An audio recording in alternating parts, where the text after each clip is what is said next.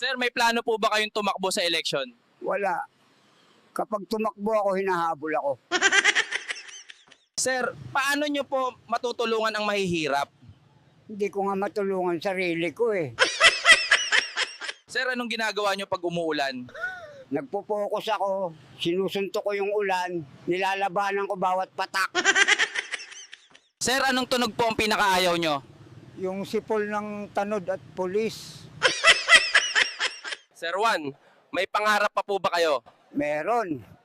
Makasabit sa jeep nang hindi nahuhulog. Sir, may pakialam po ba kayo sa kalikasan? Oo, pag may pulis, doon ako nagtatago sa puno. Sir, bakit po kayo laging mulat? Baka kasi magbago ang Pilipinas kapag pumikit ako.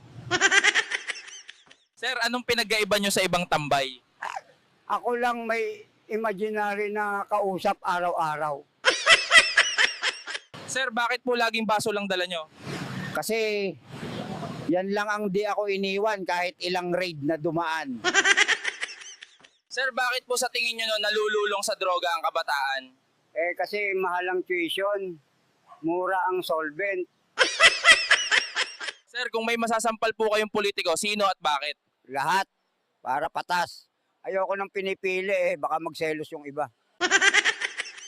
Sir, anong tingin nyo po sa estado ng kalusugan ngayon? Sakit mo, ikaw gagamot.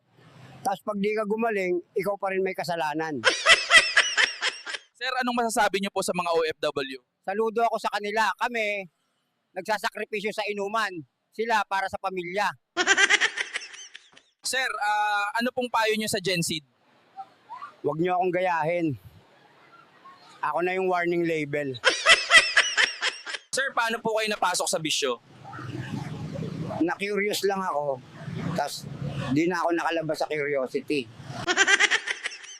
Sir, kailan po kayo huling umiyak? Nung natapon yung gin ko. Sir, anong ginagawa nyo pag tinopak kayo? Naglalakad ng walang tsinelas. Tapos nakikipagkwentuhan sa mga puno. Sir, anong talent nyo po? Kaya kong matulog ng nakatayo habang mulat ang mata.